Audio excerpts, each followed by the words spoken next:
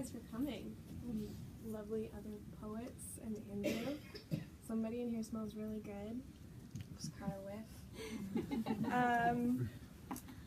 I have recently come to a realization about myself, which is that I have a really hard time like letting things be about themselves. I have to make them about like something else, like big and weird, or about myself often, to make other things about me. So I think like if you're somebody who struggles a little bit with the subjectivity of others, like if you sometimes are like struck by how weird it is that each person is like existing in their own universe, or each creature is, like being around animals is pretty fraught. I recently moved in with a dog. I lived with this dog. I actually have known her for 5 years, but I lived with her for like the last 6 months, and I just moved out. I left her.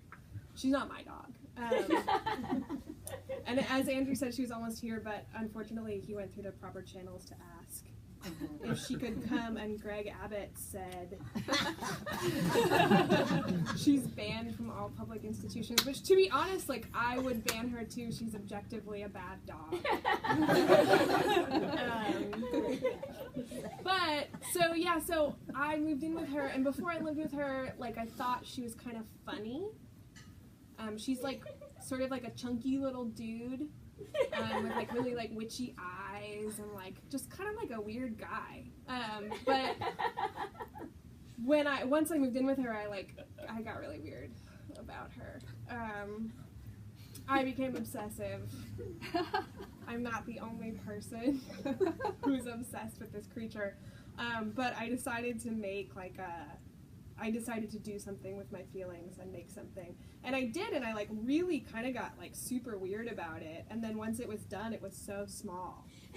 Like, have you ever like gotten really freaky about something, and then when you finished it, you're like, so I'm gonna read it to you, but first I'm gonna warm you up with some feelings I had about something else, which is breakfast. I was self-conscious about how little it was. So first I'm going to read to you from this book, which I didn't title, but it has a picture of this kind of breakfast, which is a bread with a hole cut in it, and you cook an egg in the middle. That's amazing. Good stuff. Thank you. And there's some pictures in here, some of them I might describe and some of them I might not. Like, I think if it's important to the subject, I'll describe it. It's nighttime, but the first page is, "Good morning."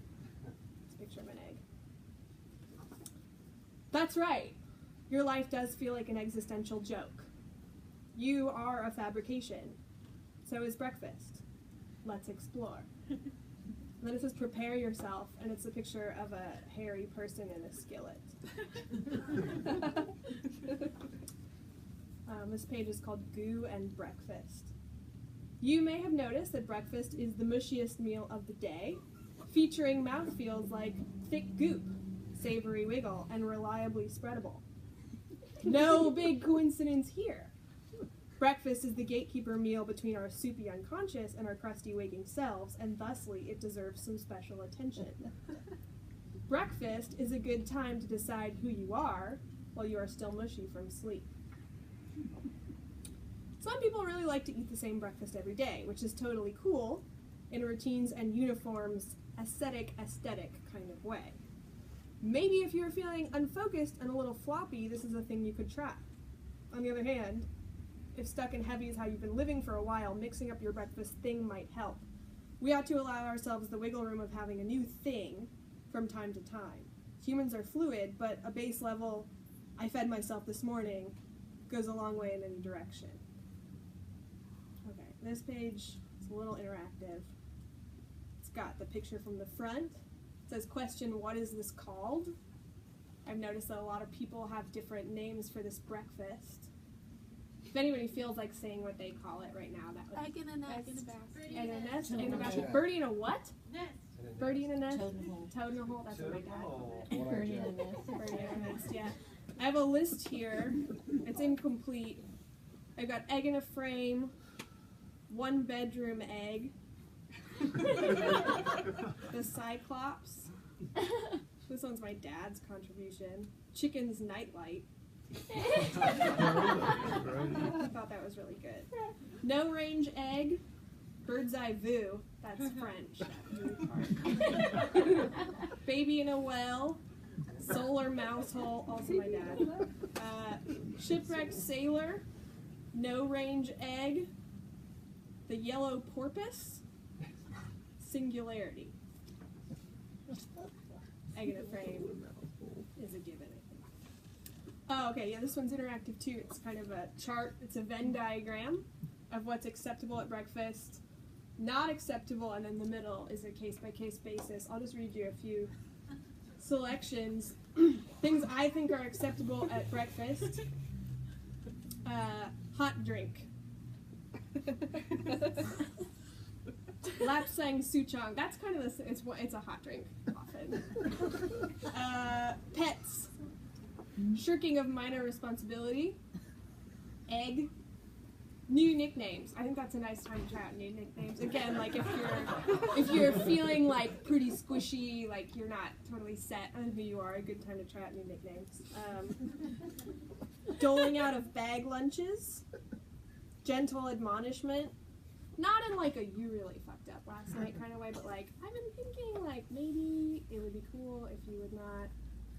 I think that's okay. A subtle lapse in the boundaries that separate one person from another. Again, that soupy thing, I think. Grain. Nip slip. You know,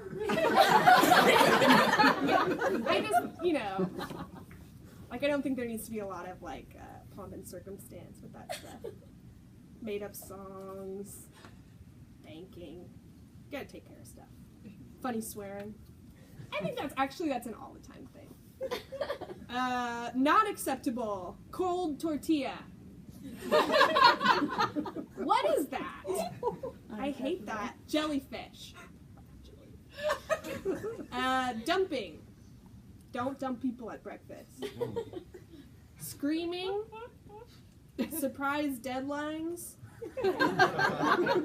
Foot stink. I'm actually like, I'm not rigid on that one. Calls from work, not acceptable at breakfast. Wasps, again, no. Uncomfortable shoes, why? Casual cruelty, never. Slaughter, if you're gonna kill something, kill it the night before. Strenuous emotional tests. Longing looks. This is controversial, actually. I've had a few people take me to task on that one, but I think it's too intense for breakfast. Candles, no need, unless it's very early in the morning. In which case, like, good for you, do what you want. Formal dancing. I think I mentioned earlier, I don't think things need to be formal at breakfast. Sawdust. No. Jigsaw puzzles, no. Noodles, no. Warm beer, I think that kind of covers it. Human whining. No. Get it together. Okay, and then the case-by-case basis. I'm sure there's more things that go in this category, but as you can see, it's small. So I put secrets. Again, like, that's really, like, it depends. Hats, cilantro, guests, and boners. Just really decide for yourself. Okay, it's okay to wake up sad. Actually, this comes with a poster. I think this is as close as I'm going to get to a PSA. I think that if you wake up sad, like, don't beat yourself up. You're already down. Just open this up for you. It's got a hand, a coffee cup. Yeah, you can put that in the kitchen. I think that's a good place for it. It's got some advice. Surprise. What to eat when you're despairing? Lots of water. Or fresh fruit, or both. Remember, coffee and tears diet is for chumps. Stop the war on your body. Okay, here's another one. How to dress for breakfast. It says, if we accept that our realities are largely self-determined, what we wear becomes both more and less important. Dealer's choice, I guess. Okay, good. A note about health. It can be easy to get caught in the eddies of cosmic bewilderment and forget the reality of your physical needs, but I heard that if you skip breakfast too many times, your butt can fall out. That's the party line in Eastern medicine. Okay, coffee is something you can know a lot about, but you don't have to. That's like, people won't tell you that in this town. But Folgers is fine, don't worry. And then there's a page of tips and tricks, which are as follows. Try to sit by a window. It's good for you. Eat within 1 hour of waking. If you think about it, it's been probably like at least 6 to 8 hours since you fed your system. It's probably good to get something in there. Brushing your teeth before breakfast is a waste of time unless you have someone to impress and they are uptight. Eating sugar for breakfast is delicious, but sugar alone will let you down. Hard. Your personality is a many-spangled circus tent of perception and intention that you squeeze reality through as though it were a sieve. Savory oatmeal is cheap and filling. Brunch is nice, but it happens late and is expensive. And then last thought here is just remember, you're made up, so make yourself out of good stuff. Right.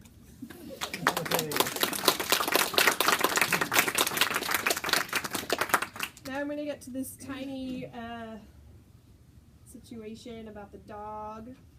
We had this plan actually that we were going to put her outside the window so you'd be able to see, but that kind of bums her out. She doesn't like to be left out. And she has some different modes of communication. One is the one where she shrieks at people who are outside the yard, and the other one is like a quick, sharp letting you know that she's not getting what she wants, which is kind of a yip, and we would be hearing it a lot right now. So she's not here. And she doesn't know this. I didn't tell her that we were doing this. She doesn't listen. Her name's Francine. She was named by a child who wanted to name her something like pretty. So Francine, and everybody calls her Francie. It opens with a picture of her in the car. It says, "Do you know this woman?" No. You don't. Dear world, you may be interested in getting to know Francie, both as an idea and potentially as a person.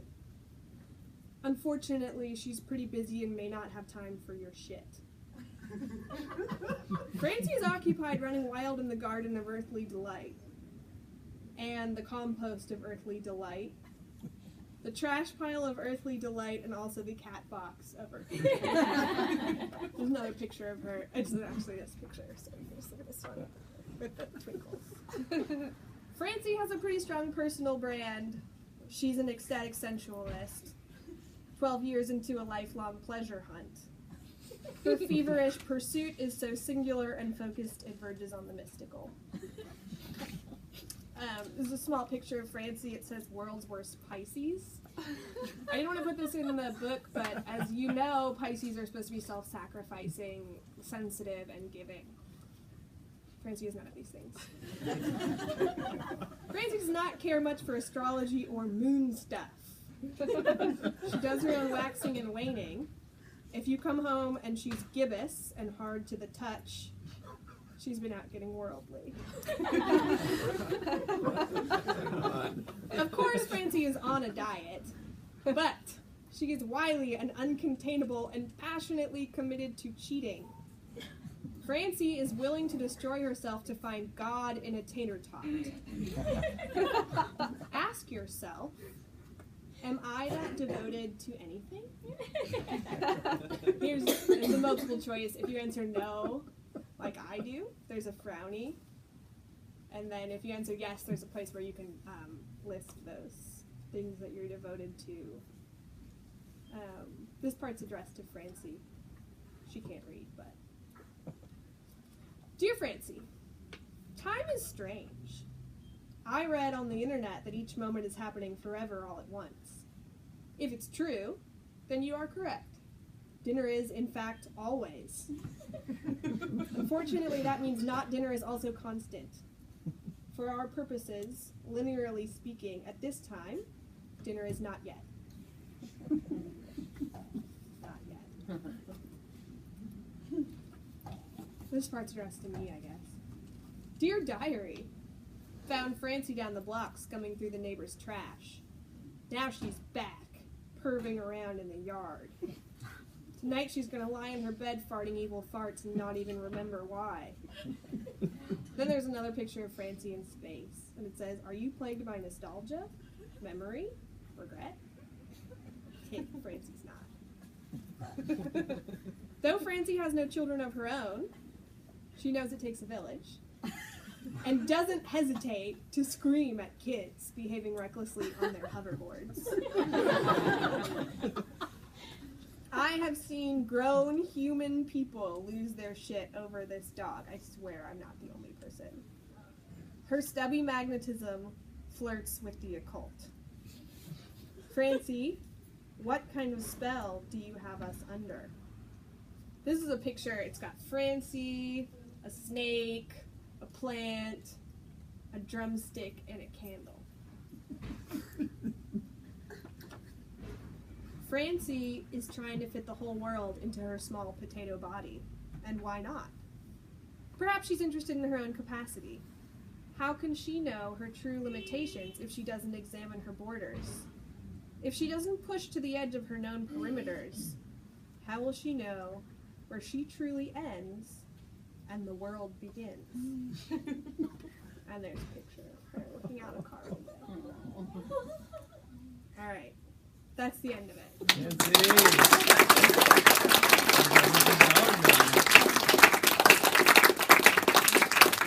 So I have all of these things and another thing about my feelings with me if you're interested in them.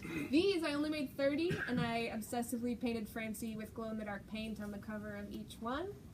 So if you're interested in that, just come talk to me.